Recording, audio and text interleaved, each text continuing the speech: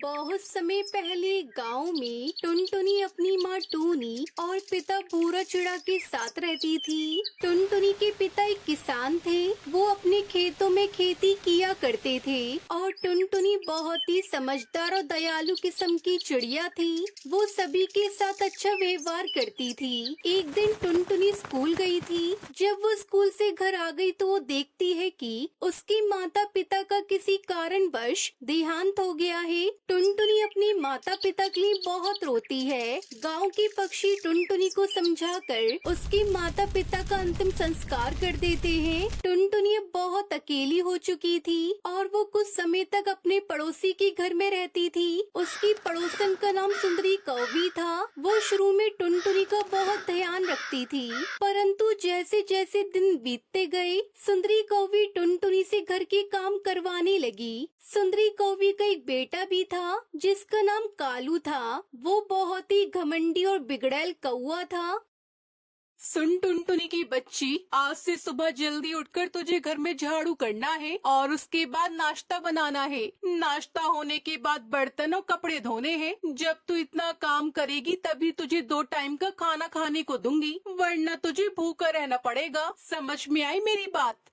जी aunty, जैसा आप कही मैं आपके कही अनुसार आपके घर के सभी काम कर दूंगी। लेकिन आंटी मैं आगे पढ़ना चाहती हूँ कि आप मेरा एडमिशन कालू के स्कूल में करा देंगी।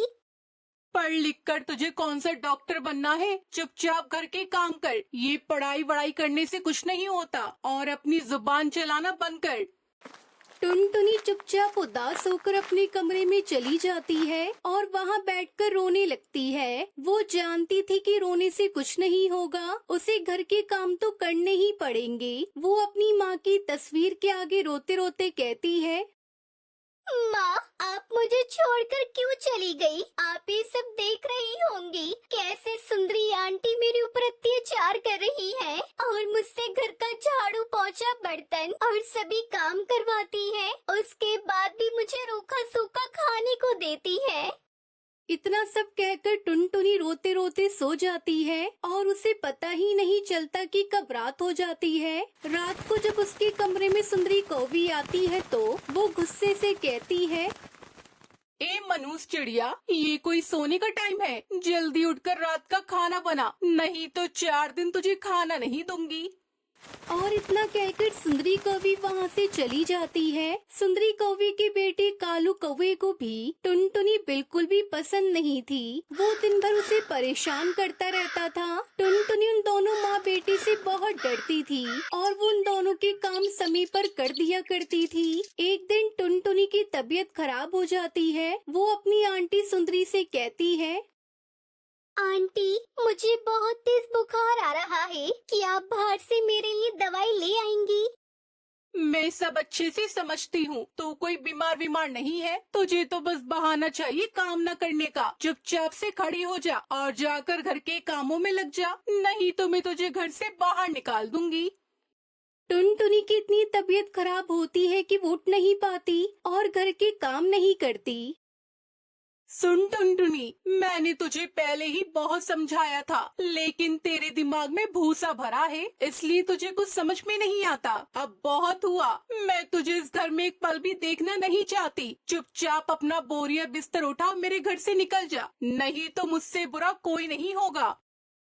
ये सब देख कालू कौवा बहुत खुश होता है कि अब टुनटुनी उसके साथ में ही रहेगी। टुनटुनी अपना सामान लेकर जंगल की ओर चली जाती है। जंगल में जाकर उसे कोई रहने को घर नहीं मिलता, लेकिन जैसे जैसे रात होती है टुनटुनी को डर लगने लगता है। तभी टुनटुनी को एक आवाज आती है। वो आवाज सुनकर टुनटुनी बुरी तरह डर जाती है। तभी उसे एक पेड़ में से आवाज सुनाई देती है, टुनटुनी, मैं स्ट्रॉबेरी का पेड़ हूँ और मैं तुम्हारे बारे में सब जानता हूँ कि सुंदरी कौवी किस तरह तुम्हारे ऊपर अत्याचार करती है। मैं वह स्ट्रॉबेरी का पेड़ हूँ जिसे तुम्हारी माँ ने लगाया था और जिन्होंने मेरी सेवा की थी, इसलिए मैं तुम्हारी सहायता करना चाहता हूँ। टुनटुनी, मैं कोई मामूली स्ट्रॉबेरी का पेड़ नहीं हूँ, मैं जादुई स्ट्रॉबेरी का पेड़ हूँ। यह मेरे ऊपर जो स्ट्रॉबेरी है, यह एक जादुई स्ट्रॉबेरी स्ट्रॉबेरी का घर है। इस स्ट्रॉबेरी के घर में तुम्हें रहने के लिए सामान और खाने पीने की चीजें मिलेंगी। ये स्ट्रॉबेरी का घर तुम्हारी सभी इच्छाएं पूरी करेगा।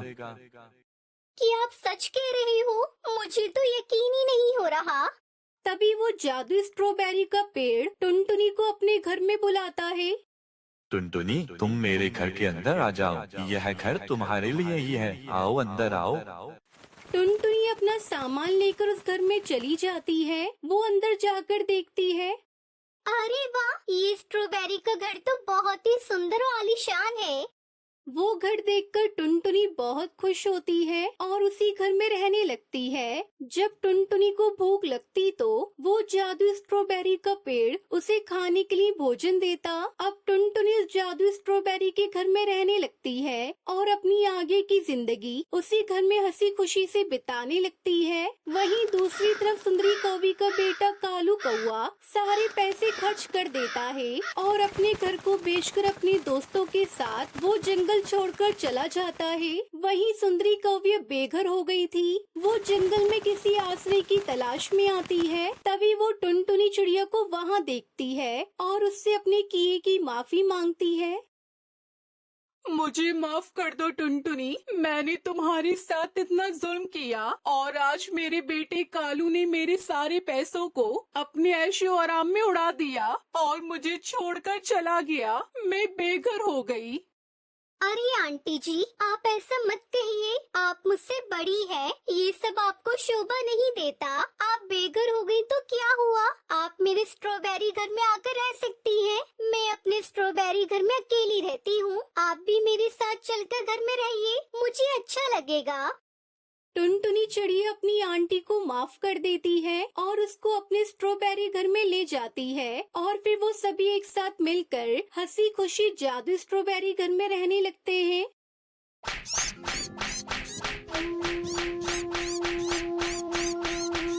सुंदरवन के जंगल में टुनटुनी चिड़िया अपनी सौतेली माँ टूनी चिड़िया के साथ रहती थी। टुनटुनी चिड़िया को नाचने का बहुत शौक था। वो अपनी माँ से छुप छुप कर अपने कमरे में नाचती थी। एक दिन टूनी चिड़िया बाजार गई थी। उस समय टुनटुनी चिड़िया घर में अकेली थी। उसने सोचा, माँ आप थोड़ी देर बाद आएंगी, मैं जब तक थोड़ा डांस कर लूँ। ऐसा सोचकर वो डांस करने लगती है। टुनटुनी को डांस करते करते काफी समय हो जाता है।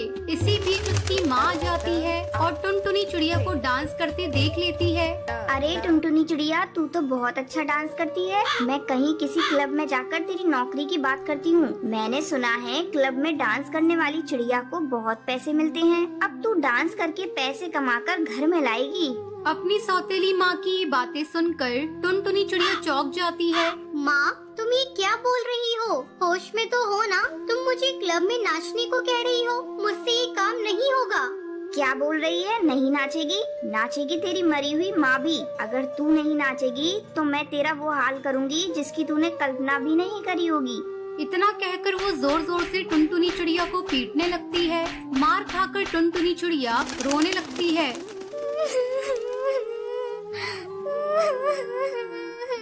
मेरी कोई भी गलती नहीं है, फिर भी माँ ने मुझे इतना पीटा है।